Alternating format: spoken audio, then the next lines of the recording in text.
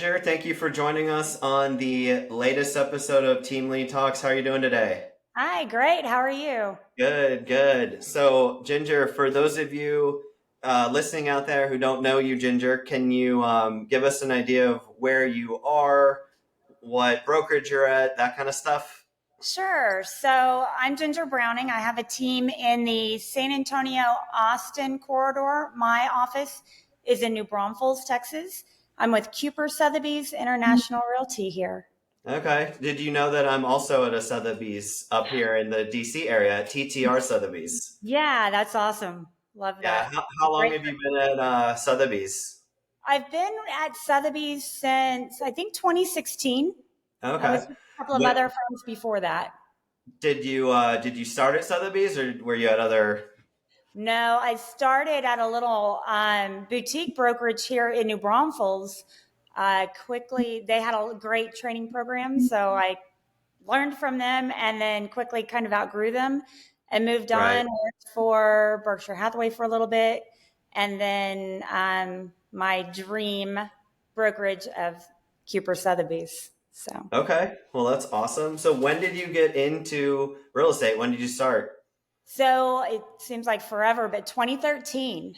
So I was 2013. That's when I got into real estate. really, we got a lot of Yeah. common. Yeah, I actually started at Keller Williams and then I didn't move to Sotheby's until 2017, 2018. And I literally moved across the street in Arlington. So it was a pretty easy move for us, both logistically and strategically as well. Yeah, we have a lake out here. I was working out at the lake with Berkshire Hathaway, and it was just a very small office. So when the Sotheby's option came up, I jumped on it. Right. Cool. Cool. Well, what got you into real estate? Was that your first career or second? Can you kind of walk us through how you got started? Third career. So I started out, so I went to college here. I grew up in the San Antonio area, went to college just up the road, just south of Austin.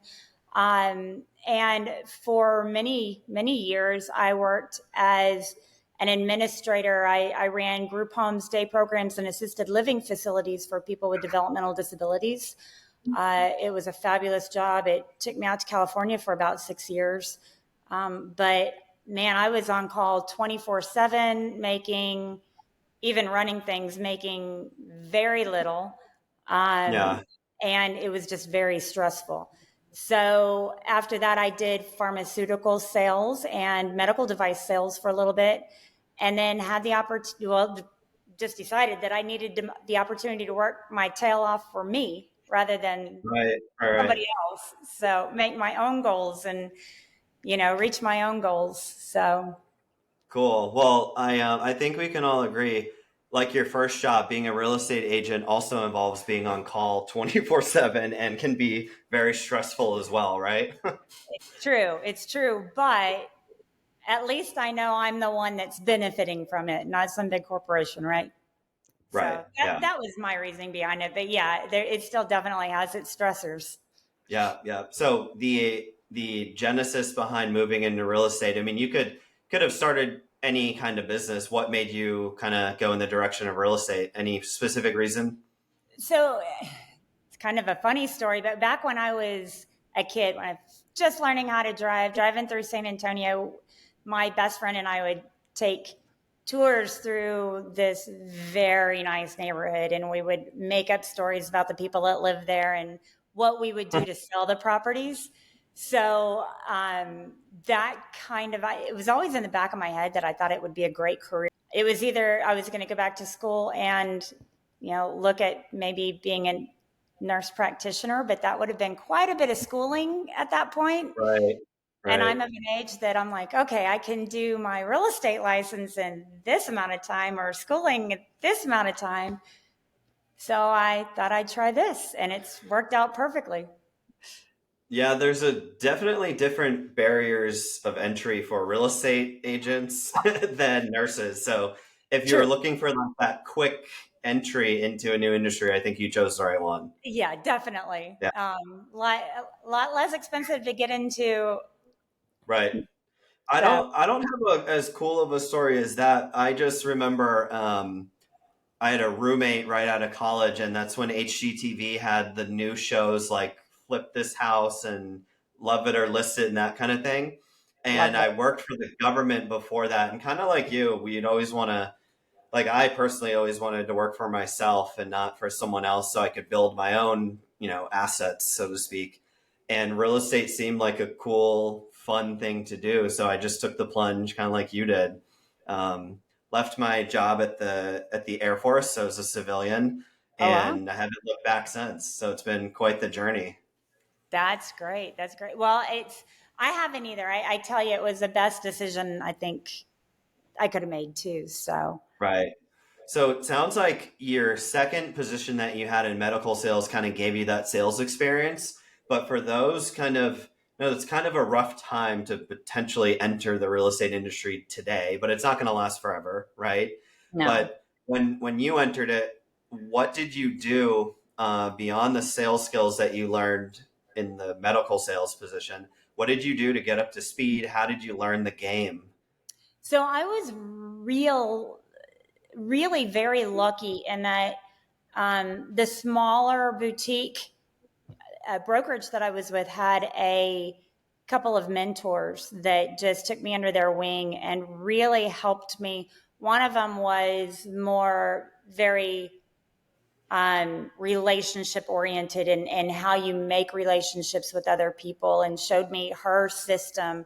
And the other one was more, this is how you actually go through a transaction and make sure that you're offering the best service. So between those two ladies, I was incredibly lucky that I closed more deals my first year than most do in the area. And I'm still closing with those same clients today. Oh, So, cool. mm, Yeah, one of my biggest regrets, I don't know if you share in the same thing. It sounds like you kind of got a mentor or coach pretty quick.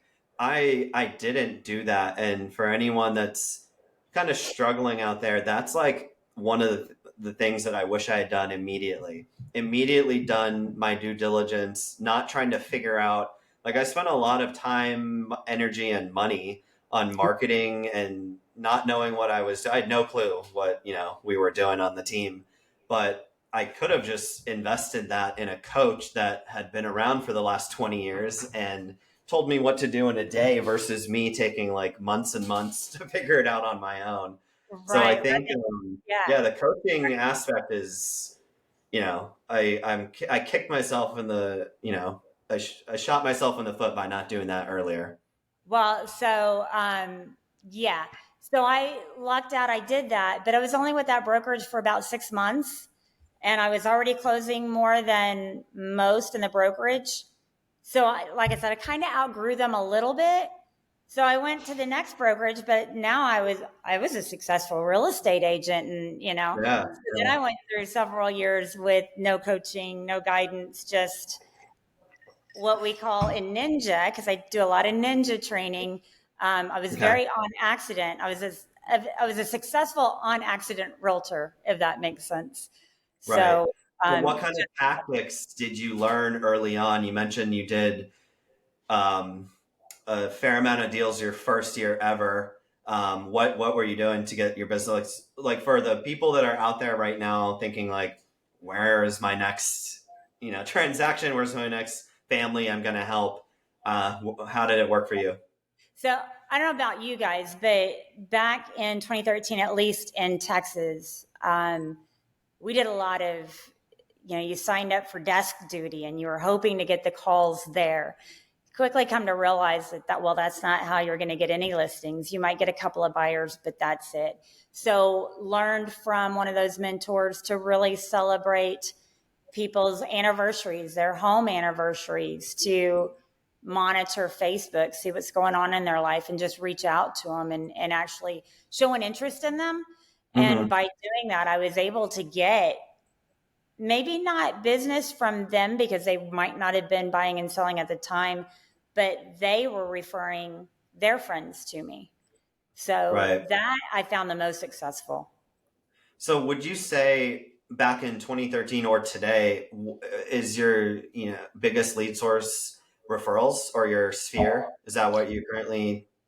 Referrals is a big source of mine. I am on the relocation team here, the corporate relocation team. So being in a small town in between Austin and San Antonio and knowing both, because my team Hmm. covers both, I get quite a few corporate relo leads because there's just not a lot of us. But most of my personal leads come from either agents that I have kept really good contact with throughout the United States, Okay. or from my sphere or my old clients who I keep in good contact with and keep great relationships with that are referring me their friends. Okay. And then for the people listening that might not know, what does it take to be a relo agent and what does that exactly mean? Can you kind of explain that process? Yeah. So corporate relocation is where, there's several different companies out there: Ayers, Cardis, Serva, um, NEI. So you've got to go through training. And what they do is, when you've got folks moving from one area to another through their job and they're getting Hmm. benefits through their job, those companies partner with one of those larger relocation companies that have agents throughout the area that will help them find the home or sell the home. You've got to go through quite a bit of training to do that. Hmm. I think we do probably 6 hours to 8 hours of training a year for that. Um, but it has paid off, and those folks have always, they've got more friends moving to town with that company as well. So, Right. So is that something that your brokerage has a relationship with, like the Cardisons and all the relocation companies, or do you proactively reach out to them and say, "Hey, I want to get certified," and then how do the leads work? Is it right. round robin? Can you kind of walk us through what that looks like? Yeah. So, our brokerage, we're lucky that our brokerage is very vested in the relocation. And basically, yeah, you're on a round robin. However, as with any job, the people that are doing a good job and staying on top of things and turning their reports in, because it's a lot more report oriented than your typical real estate job. So that's back to the relocation agency, you mean? Yeah. So, Okay. like, some of them, I have to do a weekly CMA, basically market analysis for Okay. the relocation company. But so we go in a round robin, and whoever covers the area, they base it on zip codes. And because I've been around in this area for so long, I know the zip codes. I know, and there's just Right. not many agents in New Braunfels. So Cool. Okay. So do you have that as a would you call that a major part of your business or just like a small percentage? it's not a major part, but a good part, if that makes Okay. sense. Probably about 25% of my business comes from there. That's not bad. Yeah. No, no, not bad. Because Probably other 50%. than the gotcha. But Yeah. other than the certification and your time there, it's almost like I'm assuming they get a percentage, but it's almost like free leads, right? Right. Yeah. Right. Okay. My my opinion's always been, a percentage of something is better than 0% of nothing, right? So Right. getting Yeah. those leads, especially when times get lean, you know, I've been really lucky that our team has been working and staying busy this year, but I know of a lot of agents that are top agents that are scrambling to figure out where their next deal is coming, or their next transaction is coming from this year. Yeah, I just read a data point. It was kind of crazy and it keeps going up, but like now it's around estimated to be around like 100,000 real estate agents have departed the industry in just the last few months alone. So that's a good supplemental, keep the lights on, low hanging fruit lead source that Definitely. those kind of things come in handy and you don't really think they do until you're in times like these and you're like, man, I'm so happy I have this lead source. Yeah.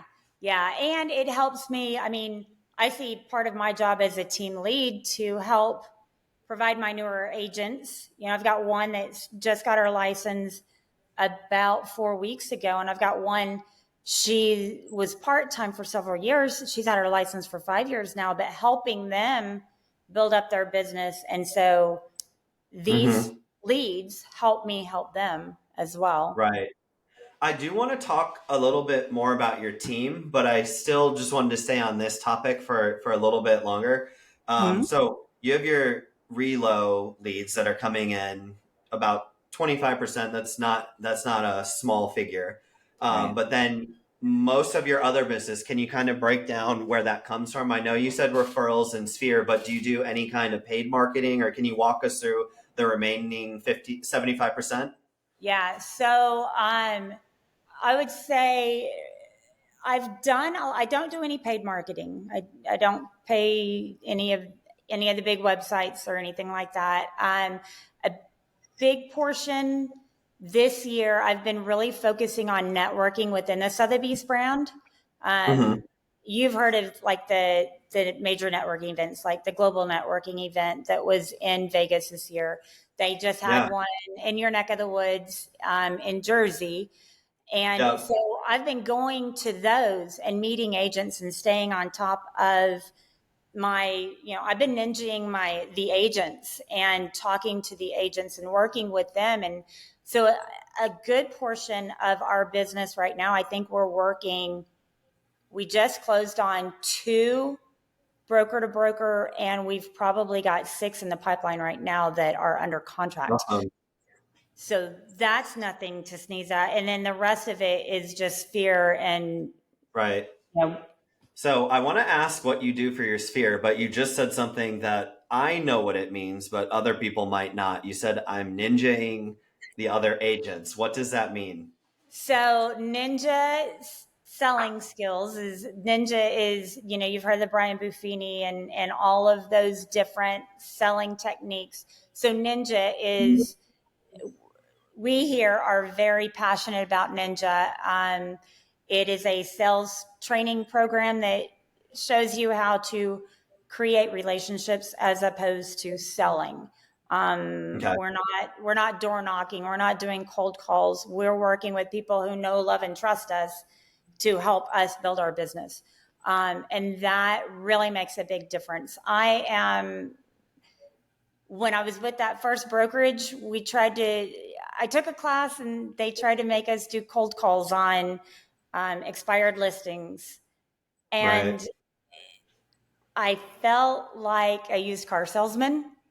Okay. It wasn't comfortable for me. I couldn't do that. So Ninja has taught me to build those relationships, and some of it's very just common sense. Handwritten notes go a long way.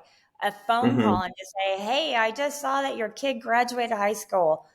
Congratulations. What Right. are they going to do?" And just asking questions and making it about them, not me. All the rest of it, Right. cold calls felt like it was about me. So it's relationship building, networking versus transactional, maybe one offs, right? Yeah. But that's tough sometimes to know when, if you have a lot of clients and you do a lot of business, that one of your clients at some point, their child graduated from high school. So how are you keeping up with that kind of thing? A CRM. So I use Close. My team uses Close. And we're again lucky that Kuper provides that to us, and that keeps everything top of mind. Not also, I'll go through. I'm older, so I go through Facebook instead of Instagram. I just find it easier still, and I'll get on that when I'm drinking my coffee at 5 o'clock in the morning and kind of make a few notes to myself. Okay, I need to follow up with these people. Okay. So between those it really helps me stay on top of a lot. Gotcha. And then one of the girls on my team is just a ninja guru, so she kind of whips me into shape when I fall off the Okay. wagon. So Gotcha. So you allocate some time every morning while you're having your coffee and seeing like what's up with your yeah, Facebook friends, and if you recognize, oh, that's one of our clients that we've worked with in the past, you'll make a mental note or a note in your CRM. yeah, yeah. And that morning routine, I think, really does well. I know my husband probably thinks I'm just wasting all kinds of time on social media, but you're seeing people, you're seeing what's going on in their lives, and that's helping you to know when to reach out. Right. It's always a good thing. And then if you might have someone that you haven't talked to in years, you find a client that you help that fell out of your CRM or you haven't paid attention to, it gives you a good chance to go back and love on them a little bit and, Yeah. bring them back into the fold, so to speak.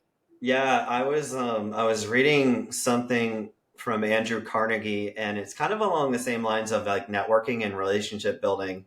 And it's not as much of touching base with them, but Mm-hmm. his approach to that kind of a relationship building concept was every single time he would speak with someone, like I would talk to you and you're like, oh, my husband just did, he just started in a baseball league or something like that. He would write those little personal details down. And then the next time you and I would speak, I'd say, hey, the last time we spoke, your husband said, you told me about your husband's baseball league. Like, how'd that turn out?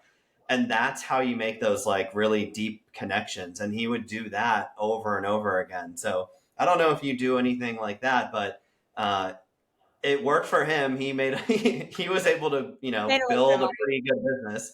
So yeah, just a little thing I picked up on. I was like, man, I'm gonna start doing that. I think that's a great idea. I I do that not consistently. I'm trying to get better at it. It's actually on my kind of focus list right now is to do more of that. But I'll have notes in my phone. You know how on your iPhone you've got a little area where you can put in notes. I've got Yeah, all of that in my phone, but not on everybody. I'm right. learning, you know. Yeah, I mean that kind of a thing takes skill over time, and you have to be kind of regiment about writing, getting that out or remembering it while you're in conversation, then writing it out for Yeah. later use. But Yeah. the more I try to do that more and more with every new person I meet and every friend that I have, that kind of thing. Yeah. I'll tell you, like when I've gone to different events and met a lot of realtors, everyone's passing out their cards or whatnot. I always take notes on the cards, and I tell myself because I can remember. I might not remember your name, but I'll remember the face, and I'll remember where we met and what table we were sitting at. That's just how my brain works. So I'll write Yeah. all that down, and then a couple of key points that we talked about. So I'll do that as well. Yeah, that's good. That really pays dividends over time. Certainly does.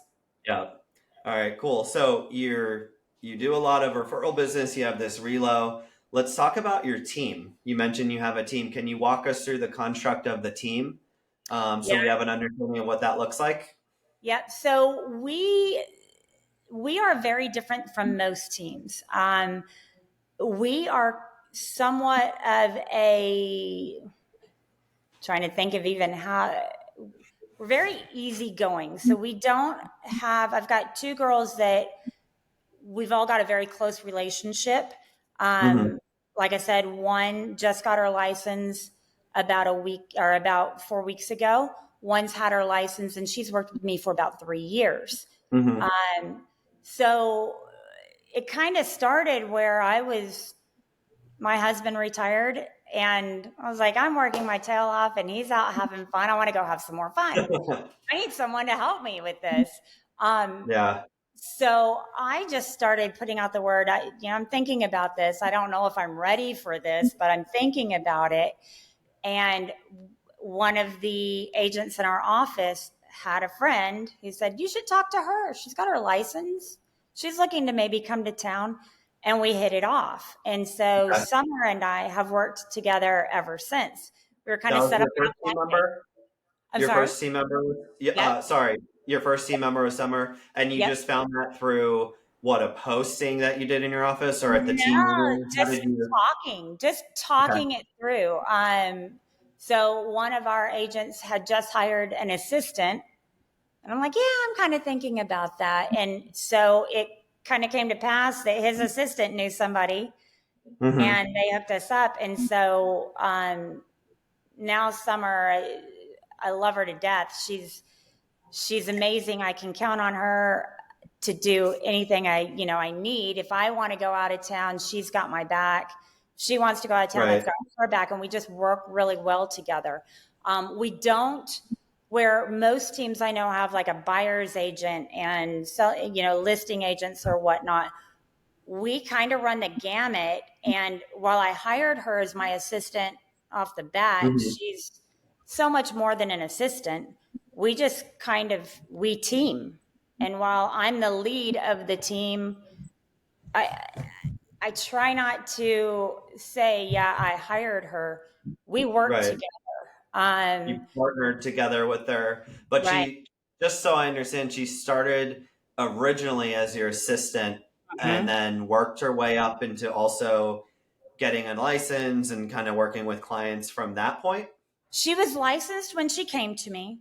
Okay. So I was, in my mind, I only wanted a licensed agent because I didn't want to run the risk of, getting sued because my unlicensed assistant did one little thing that, Right. you know, Right. so, so she was licensed to begin with. And we started off, she followed me around. She had been on a team before where she just wasn't getting, um, much training or know-how. Uh, Mm-hmm.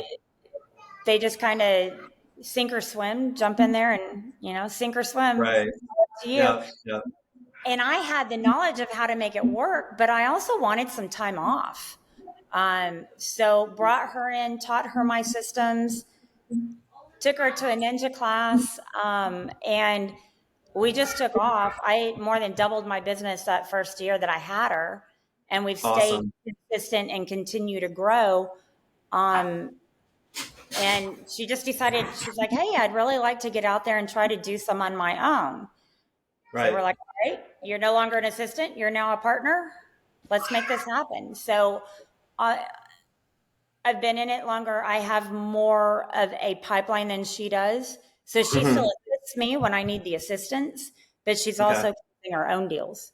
And so Okay.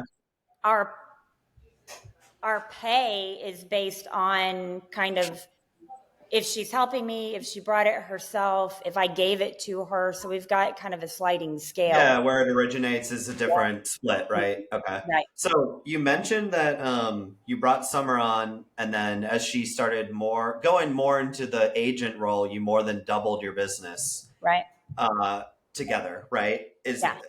Why? How did that happen? What was the kind of turning point for that? Because doubling your business, I'm assuming in a what was the time frame It for was that a in a year? year. Our That's so awesome. my So what do Yeah. you do? So I think what it allowed me to do was kind of delegate some of that transactional stuff. I do tend to be very, very hands on. I've got people telling me I need to get a transaction coordinator, and I've got such a control thing that it scares me. But knowing that she was doing it my way and the way I wanted it done to make, because I tend to be kind of conservative in some regards Right. to making sure all the, I's are dotted and T's are crossed. So I knew she was going to do it the way I wanted it done, which Okay. allowed me to then focus on bringing in more business, taking Right. more leads, working with folks, doing more networking. So it just really freed me up to do that kind of stuff. So you weren't really busy at that point. You were now being productive because you were leveraging another team member to do the items that, although you wanted to keep control over, they're taking up a lot of your time, right? So Right. maybe a few hours instead of being able to spend time with family or go meet your next clients and build those next relationships, you're focusing on coordination parts, right? Correct. Yep. Exactly. How did that make you feel? And I don't know if you have completely relinquished those to this day, but how did it make you feel from a business owner perspective? Because I remember there was a time where I did that myself and it was so freeing, Yeah. and I never looked back, and I, never touched another contract or transaction again. But how did it make you feel? So, it's funny because I entered it in a very fear-based mindset. I was like, "Oh gosh, I'm going to have to make, I'm taking on in my mind, I was taking on a dependent that I had to make sure that she was fed and that she was clothed and she had a roof over her head." So, Right. initially I was very worried and concerned and all of that, but yeah, after, I would say, at about the 3-month mark, we just started taking off. I'm like, all right, here we go. And she was making money. I knew she was fine. She was picking up on everything. Her personality is, she's just a younger version of me, which is good and bad. Um, because we do tend to see squirrels and chase them sometimes, but Yeah, we all do. We all do. right. But um, once we had that, it was so nice to be able to call Summer and say, Summer, I'm gonna take a weekend off. You got Hmm. this. Right. And I would go out and I wouldn't have to, I've never got this, you know, far from me, sadly, and still to this day. Yeah. But I would just say, Summer, you got this. I'm out. And so I would only have calls from Summer as opposed to from Yeah. all the clients. No, that's great. It's definitely, and that's you growing, right? Mm-hmm. That's Definitely. you being the jack of all trades, wearing every single hat, to being like, wow, this person that I've trained that I now trust can handle it. That's a big part of being a business owner, right? Yeah. You There comes a point at the very beginning too, and I'm guilty of this as well, but you're like, no one can do it better than I can. But then you're Right. like, there's not only people that can do it better, they want to, and that brings them joy. It might not bring you joy doing transaction management or transaction coordination, I don't know, but as a business owner, you want to do what kind of like lights you up and brings you happiness, and Right. being able to get rid of the stuff that doesn't is you being like, man, I'm actually doing this. I'm actually growing my company, and this is feeding this person, and they're comfortable too. And they're going Yeah. to stay with you long term if they can kind of see your vision and where you're headed, right? Right. Right. I mean, Summer's mother is, and I'm not saying I love her mother, but Summer's mother is a broker. Um, she could have worked for her mother. She could be working for her mother now. Right. But she's happy where she's at. And I think that's huge.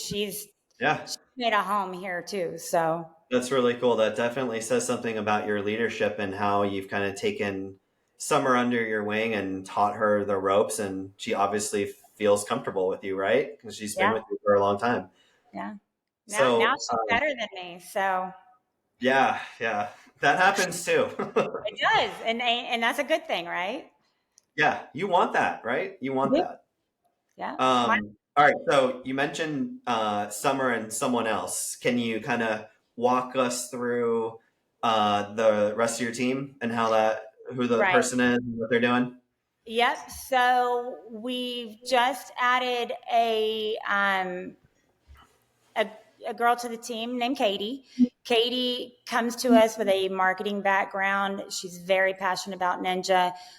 She's just been amazing. In fact, she was one of my kind of ninja coaches. She worked for Sotheby's. And she came to me. She and I have just been very close. We've done a lot of networking events together. And because we were always together, we were in the same territory. When she got her license, we were getting referrals together.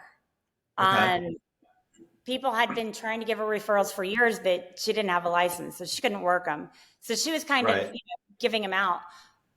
But we've been getting a few referrals together, and it just made sense. It was just very organic that she came to the team.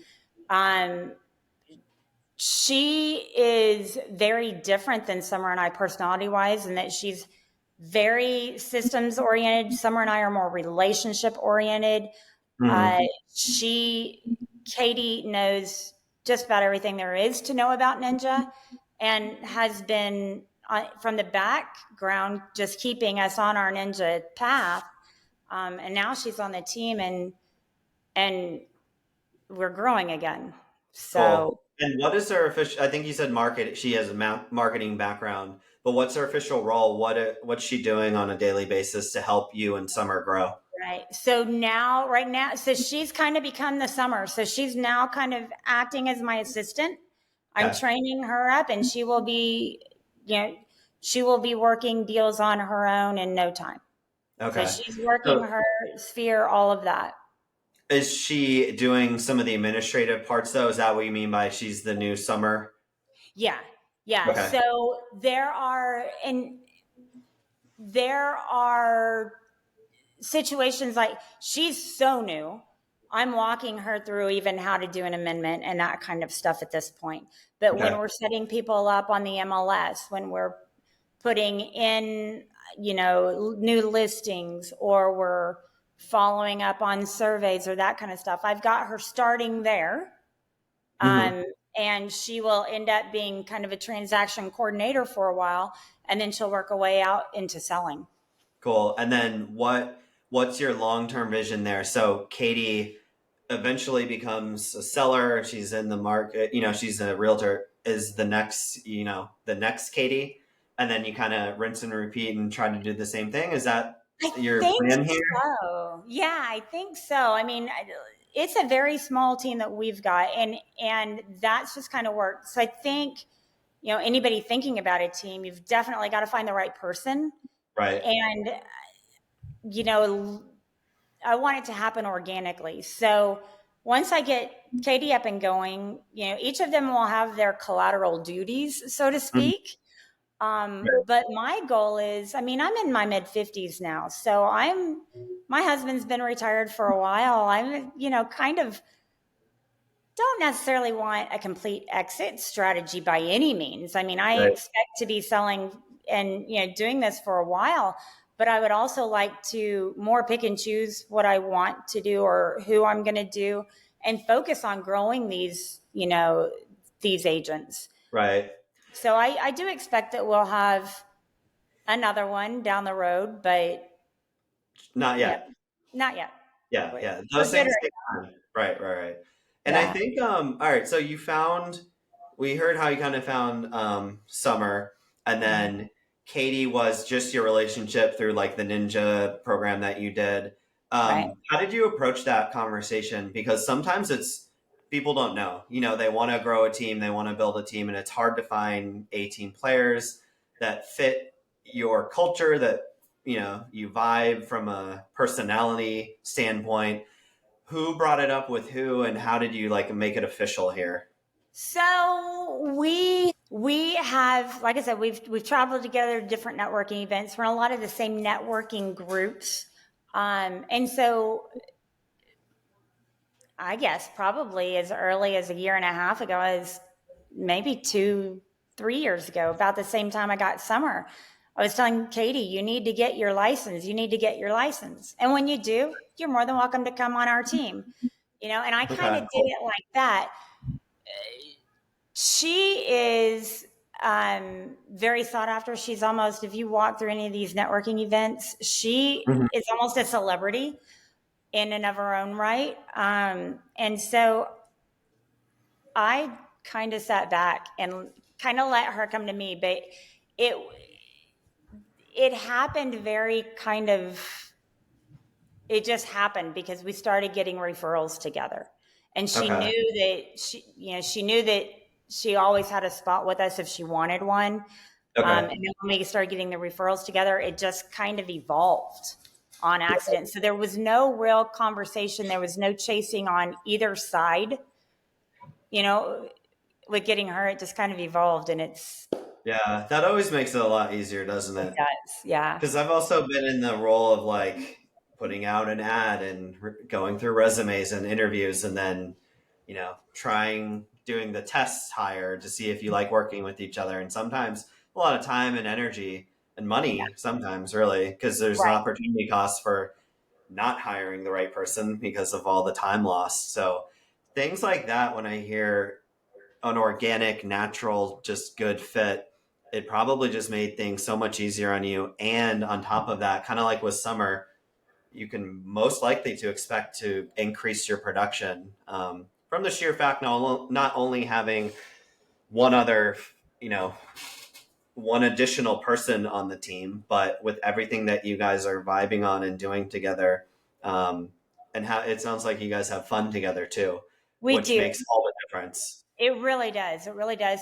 And it's funny kind of how it all worked out. So if you're familiar with our territory, Austin is north of San Antonio. They're about an hour apart.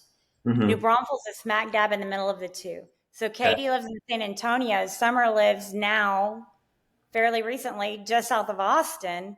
So Okay. it just kind of made sense that we added another person at the time. And now Katie's kind of our San Antonio girl. I'm kind of the in between. Summer's got Austin covered. And so we're starting to even grow that way because we can cover Yeah. more territory.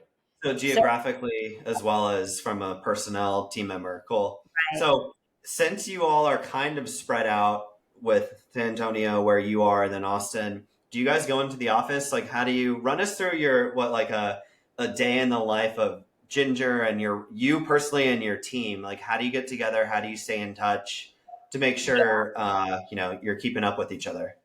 Right. So we do weekly meetings, and we had found that we were trying to do them in the office each week. And we kept finding that one or another couldn't show up because of some reason. Right. Uh, Whether it was, Summer had showings in Austin, and that would, she couldn't get down here in time, or, Katie has twin 5-year olds. So was she having to do something with school? So that never worked out. So we started doing Zoom meetings every Wednesday morning early, and then every day we've got a running text thread. We've got systems set up through Google Sheets and whatnot, where we've got Right. all of our clients, and we're still working on those. We're still kind of tweaking those, so to speak. But Mm-hmm. we've got all of that going. And then we met on Monday all together. We had lunch together. We kind of caught everybody up on what we were doing, where we were, what we needed from each other this week. And then we'll see each other again today. Okay. So we're able to see each other quite a bit. And if we can't, we're doing Zoom meetings. Okay. But you're in So, communication, it sounds like, almost on a daily basis with both of them. mhm. Yeah. Yep. Okay, cool. And then for those who don't know, and me included, what is Zoom? So Zoom is I'm this kidding. I'm kidding. I'm like, okay, really? I was gonna say, okay, it's this great platform that you can kind of like what Yeah, we're it's a doing video now. thing. Yeah, No, Zoom is fantastic. I we run almost all of our. It was like pre-COVID. We were all in the office, weekly meetings, and then obviously COVID hit and the world changed, and then Zoom went crazy. But now it's like Zoom is the norm, and we also I don't know if you use it, but we use Slack all the time as well. so yeah, It's like, yeah, so Slack has been a tool that we've been adopting for the last few years, and that's kind of changed the communication game for us as well because everything's in real time. yeah. So I don't know. Do you use Slack at all? Are you familiar with that? Or I think you mentioned text threads, like text So messages. we do text threads just because I like to say I'm an old dog. You can't teach me all the new tricks, but Yeah. um, it's a joke. But yeah, we do text threads because we've always got our phones with us, so it just makes it Right. easier. And I know that we could do Slack, but the text thread is just easy enough. Right. So we kind of stick to that at this point. Cool. So with your team here, what does your schedule look like? Are you I try to plan like my perfect week every week, and then something happens and it kind of blows up. But do you have a schedule that you try to stick to, or get on a recurring every Monday I'm doing this? Can you walk us through what that looks like for you? Yeah. So I do try to time block. I try to do, my morning routine, and then get in the business, and then work on bringing in new business. And I've got it all set out. Mm-hmm. It never works out that way for me. It seems like, I mean, right before you and I got on this, I had someone saying, can you please show us at 3 o'clock today? Um, so that kind of changes things for you. But Right. basically, we've got the important things scheduled out. We've got a meeting that is we're very particular about that meeting happening so that we can stay on and make sure that we're supporting each other as we need to be. Right. But a day in the life. So I typically wake up about 5:30, and that's when I'm drinking my coffee and I'm on Facebook, kind of looking at people's lives and seeing what's going on. Yep. And I do get on Instagram, but I find Facebook easier. Mm-hmm. And then about 8, I'm usually talking to Katie. Katie's dropping off the kids, calling, okay, what do I need to do today? Where do you want me? How do you, what do you need me to take care of? And then usually I'm talking to Summer at about 8:45 to just see what help she needs. Mm-hmm. Um, so I'm more checking in to try to support her because she is out there working an area kind of by herself now. Um, we usually at least 2 or 3 times a week we're trying to have coffee or lunch or something like that with someone to build those relationships. We're focusing on doing our note cards and our calls to people, and then the business kind of happens in the middle of all of that. Yeah. So I Okay. mean, Cool. in our area I put about 35,000 miles on my car a year Oh, because wow. we're driving so much. So I use that time to do a lot of my call catching up and whatnot. Okay. Talking talking to title companies, talking to surveyors, that kind of stuff. Right. Right. Cool. So do you find that like when you have a listing, for example, is there going back to like the team dynamic, do you have someone on the team that handles that aspect of it, or is it kind of just like you collectively all help each other? How does No. the organization around the things that have to happen, how does that work for your team? So the things, let's say like a listing. I typically do most listings unless it's something that they've gotten on their own. At this point, Summer has had her own listings, but on my listings, I usually do them either by myself or one of them, depending on which territory it falls in, will come with me. Because I Okay. find that telling people, hey, not only do you have me, you've got a team behind me to help out. So if I, God forbid, get COVID next week, you've got Right. someone that can take care of you. So Yeah. we do that because I find that that's beneficial, and a lot of sellers like that. Mm-hmm. Um, when we've got, so I've usually got one of them on all of my deals tagged to help.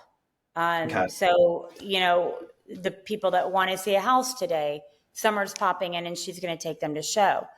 Mm-hmm. Um, so does that answer your question? I feel like, Yeah, I think it's a really good dynamic. So it sounds like, and correct me if I'm wrong, but all three of you are sort of trained to do and step in to handle anything, right? So you needed help with the showing. We were doing this together. So you needed one of your teammates to help you, and they were able to help you. right. Right. Yeah.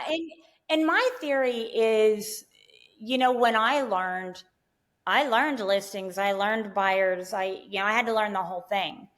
And to me, that just makes sense for everyone to know. I know a lot of people have their buyer's agents. And to be honest, I really like working buyers. Mm-hmm. I think they're a lot more fun. I mean, yeah, they're a lot more miles, they're a lot more Yeah. work, but Yeah. I enjoy that.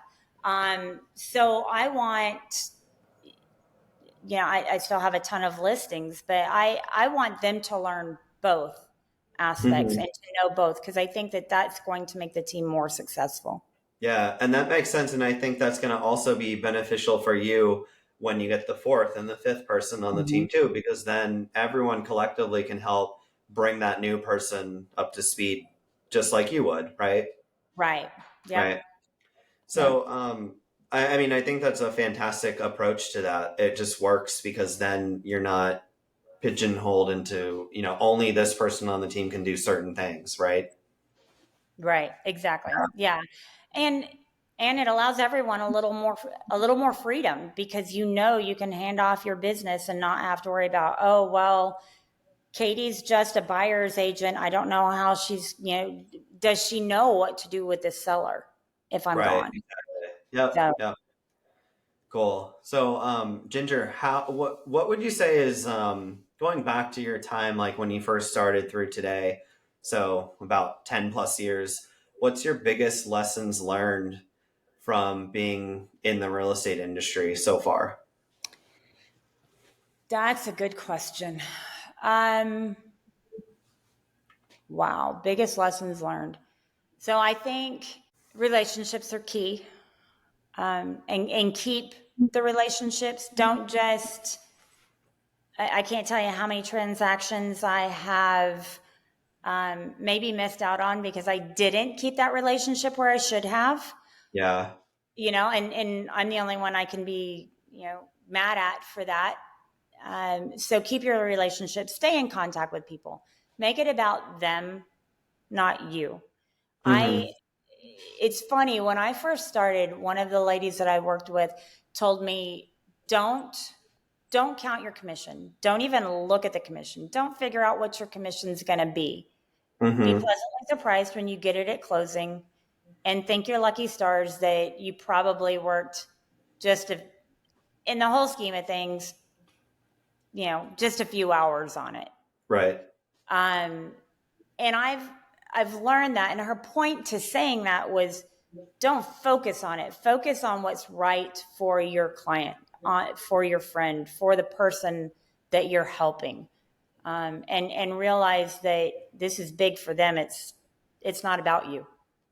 Right. You're Yeah, I think that's a good approach to that. I mean, I've never, and I know a lot of people are like this, but it's about helping people, and then the commission, like if you only care about that, it's like pretty apparent, right? Everyone kind of feels it, but it's almost for me personally, and you too, it's like a byproduct, right? First and foremost, you want to build that relationship and help them do what they need to do. And then if you're passionate about that and you're doing what you really love, the money comes naturally, right?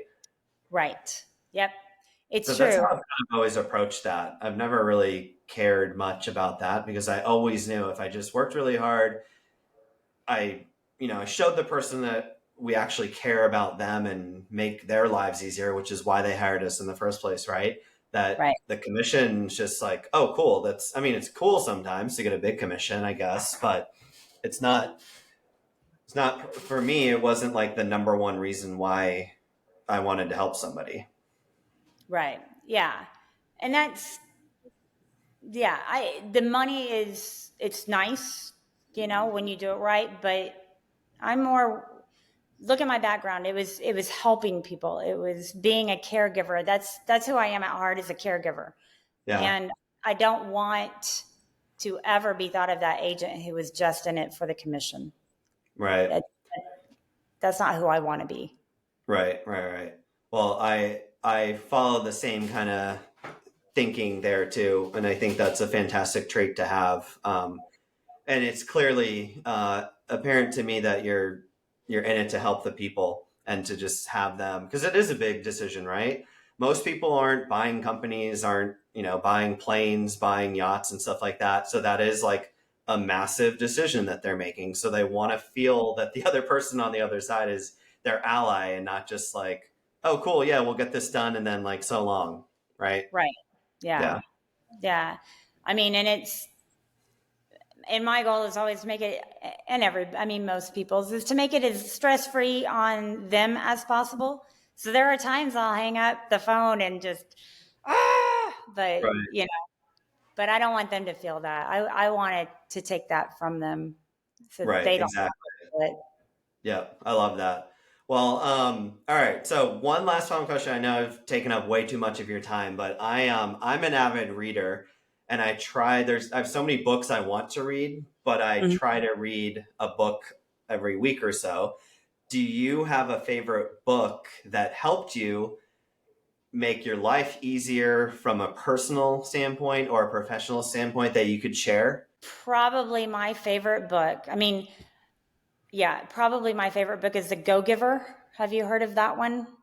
I have heard of it, but I Love it. was that the one that it was like you read it in high school as like a part of it might have been a part of our curriculum in high school. I'm not sure. Or maybe that was just The Giver.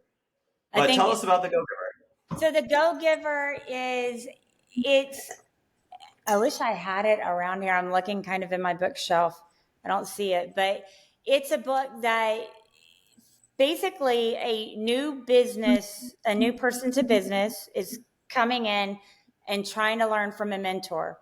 And he's thinking that the mentor is going to say, here are the things that you have to do to be successful. Mm-hmm. And every day that they're supposed to meet, the mentor takes him to meet somebody else. And at the end, it's kind of written like fiction, but it's not. At the Mm-hmm. end, you find out that it's people giving and connecting other people that make the mentor successful.